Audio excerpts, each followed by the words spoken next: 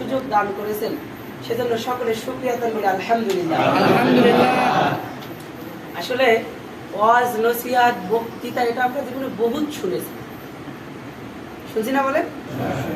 আর শুনলে সারা রাতও কাটানো যায়। তা আমি আপনাদেরকে ওয়াজ নসিহতও বলবো না, বক্তৃতাও করবো না, কোরআন থেকে কিছু তথ্য দিব আপনাদেরকে। আল্লাহ তাআলা কবুল করুন। আমিন। আসলে আমরা জন্মগতভাবে সবাই মুসলমান, কথা ঠিক কিনা? ঠিক। তো আল্লাহ তাআলা এই পৃথিবীতে আমাদেরকে কেন বানাইছে? প্রথম বুঝতে হবে আল্লাহ আমাকে কেন সৃষ্টি করেছে। দ্বিতীয় হলো আমি কি করতেছি। তৃতীয় হলো কোথায় যাব। বাবা দাদা যারা মারা গেছে কখনো ফিরে আসছে? জোরে বলেন। আপনারা দেখুন ওয়াজ নসিহত শুনছেন, আর আমি কিন্তু কথা বলবো আপনাদের সাথে, চুপ করে থাকলে হবে না। আর কথা বলতে গেলে উভয়ের কথা বলতে হবে নাকি?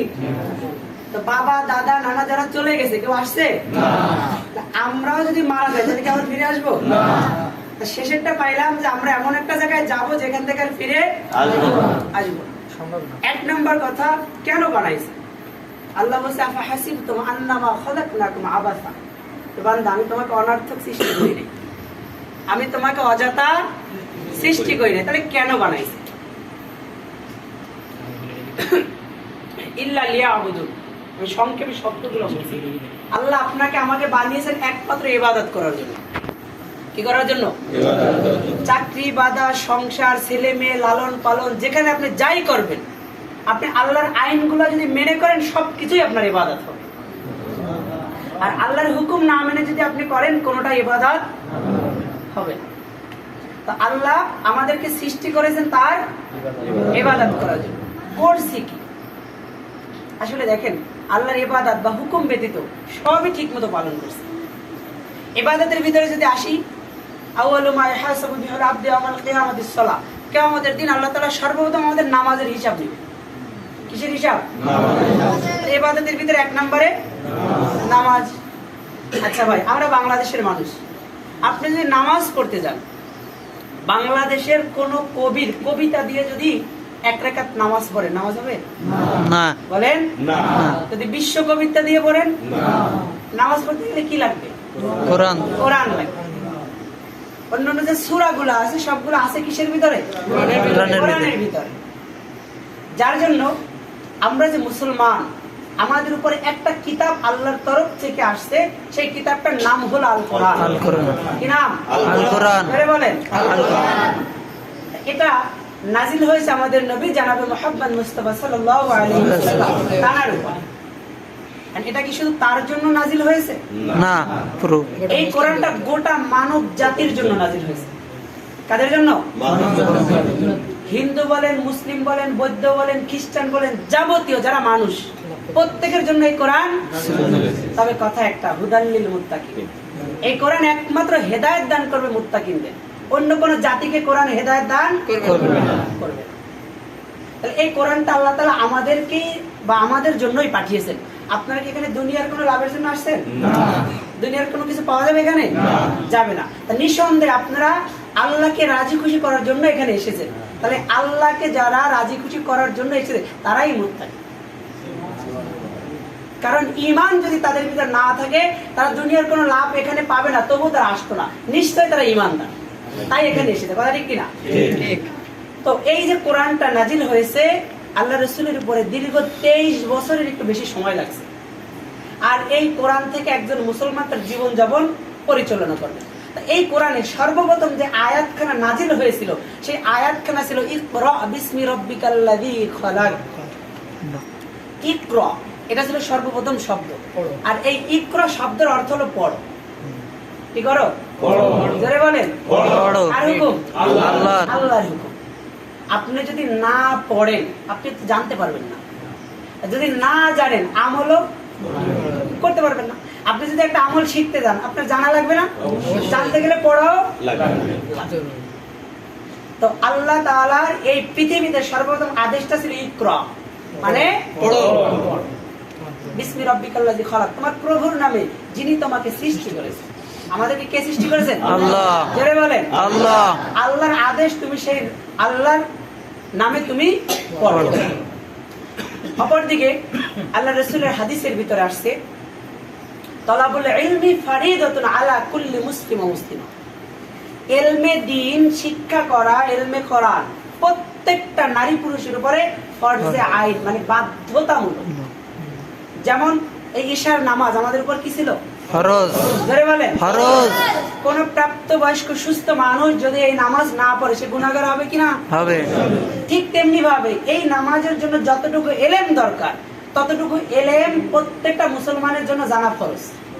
জানা কি ফরজ? ফরজ। এখন আল্লাহর যে হুকুম এই সম্পর্কে আসলে একদিনে সবকিছু বলা সম্ভব না, আপনারাও বিরক্ত হবেন, আমারও তো কষ্ট হবে। তো যতটুকু দরকার যে কোরআন যে শিখতে হবে এটা কার হুকুম? আল্লাহর হুকুম। যদি না শিখি তাইলে আসলে কি হবে? আমরা যে নামাজ পড়ি বা যত আমল করি প্রত্যেকটা আমল আগে কোরআন থেকে দরকার। যদি আমরা না শিখি, আমি ছোট্ট একটা আয়াত, দুইটা আয়াত আপনাদেরকে বলবো। এক নম্বর আয়াত সূরা তাহার 124 নম্বর আয়াতের মধ্যে আল্লাহ তাআলা বলেছেন আমান আরাদা আন যিকরি ফাইন্না লাহু মাঈশাতান দানকা ওয়া নাহশুরুহু ইয়াওমাল কিয়ামাতি আমা। আল্লাহ এই আয়াতের মধ্যে বলেছে যারা আমার জমিনে আমার জিকির করে না বা কোরআন পড়ে না, আমি সহজ বাংলায় যদি বলি, কোরআন থেকে দূরে থাকে, কোরআনের আমল করে না, কোরআন বোঝে না, কোরআন শেখে না, তাদের জন্য আল্লাহ তাআলা জমিনের উপরে দুইটা শাস্তি রেখেছেন। জমিনে কয়টা শাস্তি? দুইটা। জোরে বলেন ভাই। দুইটা। এক নম্বর শাস্তি হলো আল্লাহ তাআলা তাদেরকে ধন সম্পদ সংসার সন্তান সব কিছু দিবে, তবে ওর মাঝ থেকে আল্লাহ তাআলা সুখ শান্তি কেড়ে নেবে। সুখ শান্তি কি কেড়ে নেবে। দেখবেন আমাদের অনেক ভাইয়েরা আছেন কোনো কিছুর অভাব নাই, তবে মনে শান্তি নাই। আছে না অনেক পরিবারে? কোনো কিছুর অভাব নাই কিন্তু মনে কেন জানি একটা শান্তি নেই। আপনি খুঁজে দেখবেন ওই ব্যক্তি কোরআন তেলাওয়াত করে না, ওই ব্যক্তির ঘরে কোরআনের তেলাওয়াত হয় না, যার জন্য তার ওখানে কোনো সুখ শান্তি নাই। নাম্বার 2 হলো তাদেরকে যখন জমিনে দাফন করা হবে, মৃত্যুর পরে আমাদের কোথায় রাখা হবে? মাটিতে রাখা হবে। ওই যে বলেছিলাম যে চলে গেছি, বাবা চলে গেছে, দাদা চলে গেছে, কেউ আর ফিরে আসবে না, আমরাও চলে যাব। তো তাদেরকে যখন জমিনে মাটির ভিতর রাখা হবে, লেখা হয়েছে যে তাদের কবরটা সংকীর্ণ হয়ে যাবে। মুফাসসিরগণ ইকরাম বলেছেন সংকীর্ণ বলতে আল্লাহ রাসূল সাহাবাদেরকে স্পষ্ট দেখিয়েছেন যে দেখো সাহাবারা, আমার এক হাতের আঙ্গুল যেমন অন্য হাতে ইজি ভাবে ঢুকে যায়, চলে যাচ্ছে, তা ওই নাফরমান ব্যক্তিদেরকে যারা কোরআন পড়ে নাই, কোরআনে আমল করে নাই, তাদেরকে কবরে রাখার সঙ্গে সঙ্গে কবরের দুপাশের মাটি তাদেরকে চাপ দিবে, এমন ভাবে চাপ দিবে ডান পাজরের হাড্ডি ভেঙে বাম পাজরের ভিতরে ঢুকে যাবে।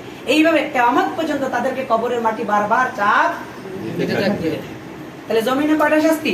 দুইটা। এক নাম্বার ছিল সুখ শান্তি থাকবে না, 2 নাম্বার হলো কবরের মাটি তাদেরকে বারবার চাপ দেবে, কবরে আযাব। 3 নাম্বার শাস্তি হলো ওয়ানাহশুরুহু ইয়াওমাল কিয়ামাতি আমা। আল্লাহ বলতেছেন যে কিয়ামতের দিন আমি ওই মানুষগুলোকে অন্ধ অবস্থায় উঠাবো। বলি নাউযুবিল্লাহ। নাউযুবিল্লাহ। সূরা তাহার 125 নম্বর আয়াতে বলা হয়েছে যে বান্দা বান্দি জিজ্ঞাসা করবে, ওগো আল্লাহ, আমাদের তো দুনিয়ায় চক্ষু ছিল, সব দেখতে পাইছি, আমরা এখন অন্ধ কেন, আমরা কিছু দেখতে পাচ্ছি না কেন? তখন আল্লাহ বলবে, বান্দা তোমাকে আমি চক্ষু নামক নিয়ামত দিয়েছিলাম, তুমি আমার দুনিয়ার যাবতীয় সমস্ত কিছু ভোগ করবা, পাশাপাশি আমার কিতাবটা তুমি দেখে দেখে পড়বা, আমল করবা, কিন্তু তুমি সব করেছো ঠিকই, কিন্তু আমার কিতাবটা তুমি দেখো নাই, খুলে ওর ভিতরে কি আছে পড়ো নাই, অর্থাৎ তোমার এই চক্ষুর কোনো মর্যাদা নেই। আচ্ছা, একজন ব্যক্তি যার চক্ষু নেই তাকে যদি বলেন যে অমুকের দোকান থেকে গিয়ে একটা জিনিস নিয়ে আসে, সে পারবে? কেন পারবে না? দেখতে পায়।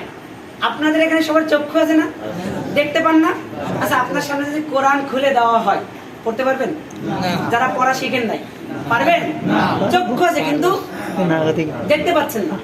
কি লেখা দেখতে পাচ্ছেন যে কালি দিয়ে একটু পেছানো পেছানো, কিন্তু আসলে মূল জিনিস ওটা আপনি দেখতে। তা কোরআনের ভিতরে আল্লাহ তাআলা বলেছে যারা কোরআন পড়তে পারে না এরা হলো বধিত অন্ধ, চক্ষু থাকার পরেও অন্ধ। আমরা কি কেউ কিয়ামতের দিন অন্ধ হয়ে উঠতে চাই? না। কেউ চাই? না। কেউ চাই না। যদি না চাই তাইলে এই কোরআন কি, এই শিক্ষাটা কেমন, এটা একটা দুইটা দিন জানার জন্য, বোঝার জন্য আপনার এখানে আসতে হবে। আপনি 2-1টা দিন এখানে ব্যয় করবেন, করে যদি দেখেন আপনার ভালো লাগে, আপনি পারবেন, আসবেন আলহামদুলিল্লাহ। যদি দেখেন যে না হুজুর যা পড়াচ্ছে আমি বুঝতেছি না বা আমার দ্বারা হবে না, আপনার কোনো জোর করা হবে না। তো আজকে আমরা একটু দেখব যে আসলে কোরআন শিক্ষা সহজ না কঠিন। রাজি আছেন দেখতে? হ্যাঁ। সবাই জান? হ্যাঁ, আমি যাই। আপনাকে প্র্যাকটিক্যালি দেখাবো যে কোরআন শিক্ষা সহজ না কঠিন। আপনারা বিরক্ত হচ্ছেন? না। যদি একটু সময় দিব, কারণ যদি আজকে একটু দেখেন বুঝেন তাহলে আপনাদের জন্য সুবিধা হবে। দেখেন, আমরা বসবাস করি কোন দেশে? সবাই বলেন। আমাদের ভাষা কি? বাংলা। আচ্ছা, আমরা বাংলা বুঝি না, বাংলা কথা বললে কি আমরা বুঝতে পারি না, এরকম কেউ আছেন নাকি? না, বাংলা সবাই বুঝি। বুঝি। পড়তে না পারলেও অন্তত একজনে যদি বলে যে তুমি কেমন আছো সেটা তো বুঝি। হ্যাঁ, উত্তর দিতে পারবো। তার মানে বাংলা ভাষা আমরা সবাই বুঝি। বুঝি। তো আমরা বাস করি বাংলাদেশে, তিনটা কারণে আমরা কোরআন শিক্ষা থেকে পিছিয়ে আছি। কয়টা কারণ? তিনটা। সবাই বলেন। তিনটা। এক নম্বর কারণ হলো কোরআন আমাদের মাতৃভাষা নয়। আমাদের মাতৃভাষা কি? বাংলা। বাংলা। আমরা মায়ের পেট থেকে আসার পর থেকে বাংলায় কথা বলি, বাংলা শিখেছি, বাংলা বুঝি। আর কোরআন লেখা হলো আরবি। কোরআন লেখা কোন ভাষায়? এক নম্বর কারণ হলো ভাষাগত পার্থক্য। কারণ কোরআন লেখা আরবিতে, আমাদের ভাষা বাংলা। খেয়াল করেন, কোন ব্যক্তি যদি 30 কেজির ওজনের একটা বস্তা টানতে পারে, আচ্ছা তার কাছে যদি 15 কেজির একটা বস্তা মাথায় উঠান, তার জন্য কাজটা সহজ হবে না কঠিন হবে? আগের থেকে আরো সহজ। দেখেন, আমরা যদি বাংলা শিখাতে যাই কোন একটা বাচ্চাকে, ছোট বাচ্চাকে আপনি বাংলা শিখাবেন, এখানে অনেক স্যাররা আছে, অবশ্যই তারা বুঝবে, আপনারাও বুঝবেন। আপনি বাংলা শিখাতে গেলে যে ভাষায় কাউকে শিখাবেন না কেন, সর্বপ্রথম শেখা লাগবে অক্ষর। অক্ষরিক জ্ঞান না আসা পর্যন্ত ওই ভাষা তাকে শেখানো যায়। আপনি যদি আপনার বাচ্চাকে বাংলা শিখাতে যান, স্বরবর্ণ এবং ব্যঞ্জনবর্ণ মিলে মোট কয়টা অক্ষর শেখানো লাগে? 50টা। কয়টা? 50টা। জোরে বলেন। 50টা। 50টা। আমি একটু লিখে দেখাচ্ছি, তাহলে বুঝতে পারবেন কয়টা অক্ষর। আপনি যদি দৈনিক একটা একটা করে অক্ষর আপনার বাচ্চাকে শিখান, কয়দিন লাগবে? 50 দিন। এবার আরবির হরফ কয়টা? 29টা। 29টা। হয়তো অনেকে জানেন, অনেকে জানেন না। আরবির হরফ হলো 29টা। কয়টা? 29টা। 29টা। আপনি যদি আপনার বাচ্চাকে আরবি শিখান, দৈনিক একটা একটা করে অক্ষর শিখান, তাহলে আরবির অক্ষর শিখাতে কয়দিন লাগবে? 29 দিন। কারণ অক্ষর 29টা, শিখতে সময় লাগবে 29 দিন। বাংলা 50, আরবি 29। দেখেন, এখানে বাংলার থেকে যেহেতু আরবি অক্ষর 21টা কম আছে, কয়টা? 21টা। শিখতে 21 দিন সময় কম লাগে। এরপরে আপনি বাংলা শিখালেন, অক্ষর শিখালেন, লেখার জন্য আকার রসিকা লাগবে না? লাগবে কি লাগবে না? লাগবে। আকার রসিকার ছাড়া তার পরিপূর্ণ লেখা যাবে না। বাংলায় কার হলো 10টা। কয়টা? 10 টাকা। 10টা। আরবিতে কার হলো মাত্র 3টা। কয়টা? আপনার বাচ্চাকে যদি আপনি কার শেখান, দৈনিক একটা করে কার, কয়দিন লাগবে? আর আপনি যদি আরবিতে কার শেখান, কয়দিন লাগবে?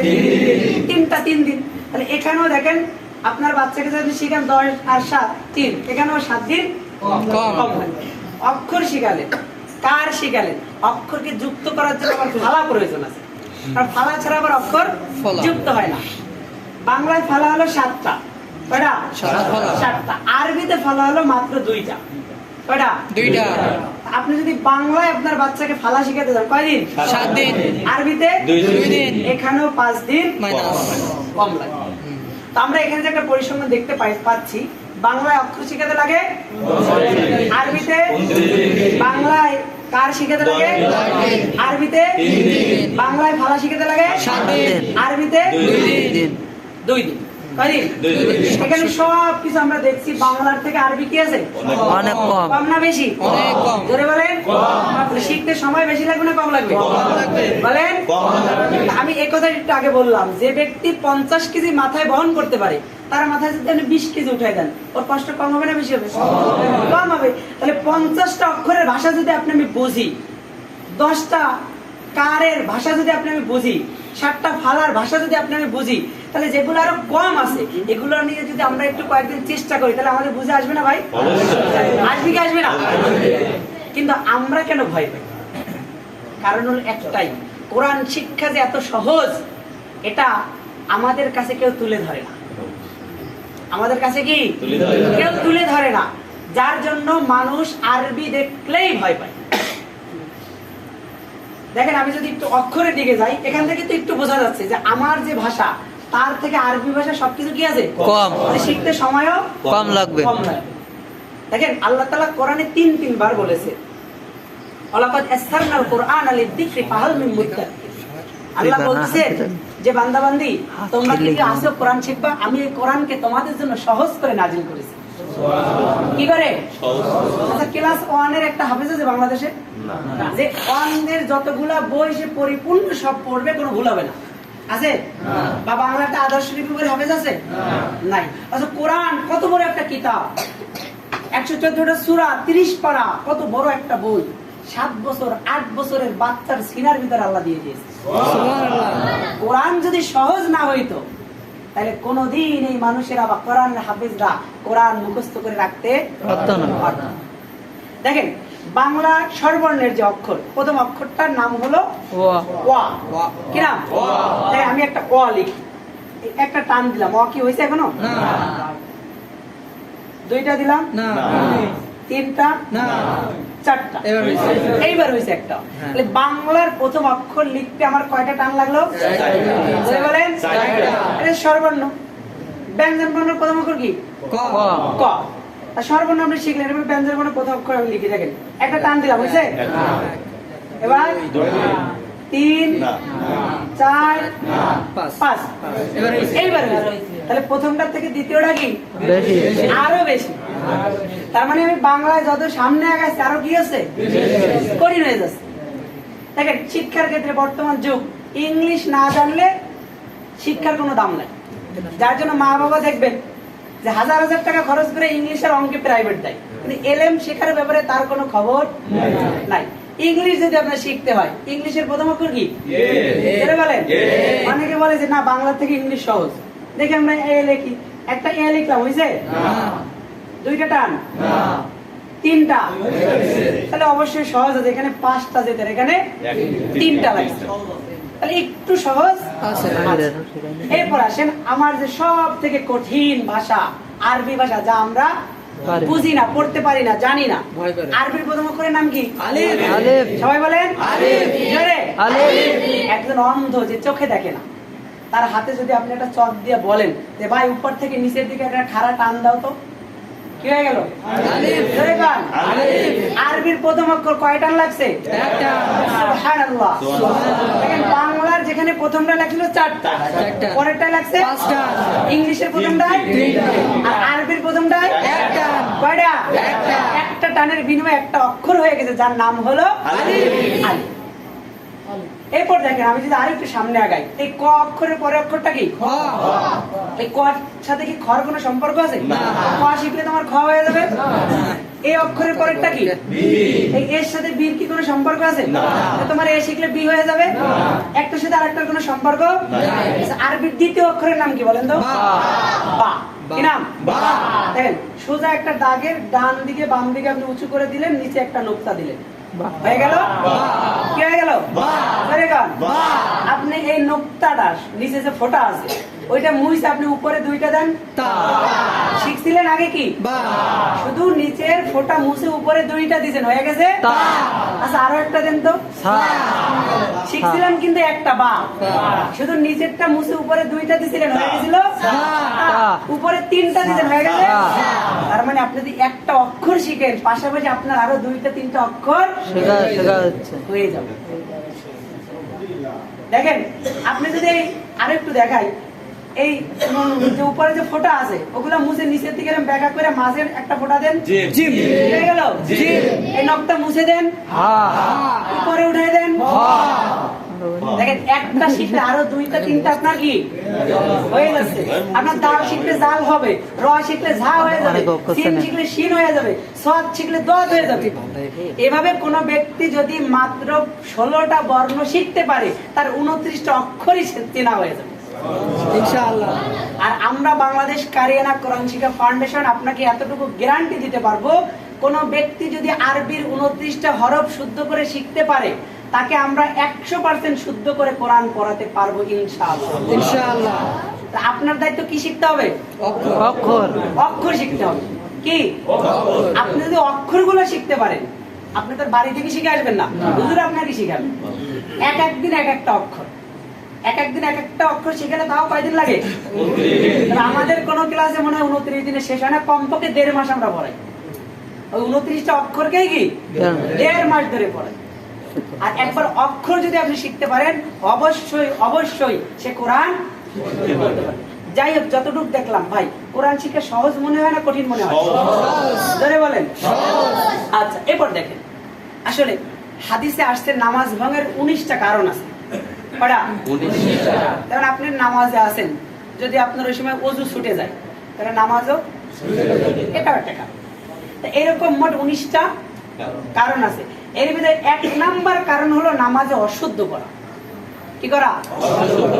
অশুদ্ধ পড়া বলতে কি বোঝা যায়? মানে সূরাগুলা ঠিক না হওয়া। নামাজে আমরা সবথেকে কোন সূরা বেশি পড়ি? আলহামদুলিল্লাহ। সূরা ফাতিহা।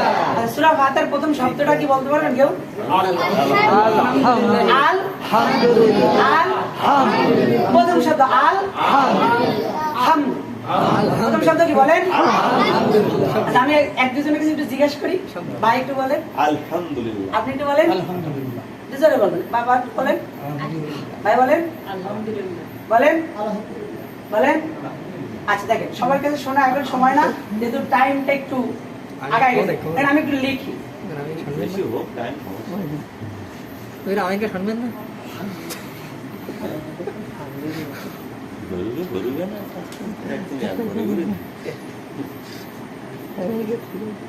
হয়তো আপনারা অনেকে বুঝতে পারবেন না হুজুর কি লিখলো। আপনি যে আলহামদু করেন সূরা ফাতিহার প্রথম, আমি ওটাই লিখেছি। দেখেন এখানে আছে আল হামদু, নিচে লিখেছি আল হামদু। শুধু এখানে একটা অক্ষরের পার্থক্য। কয়টা? এখানে লম্বা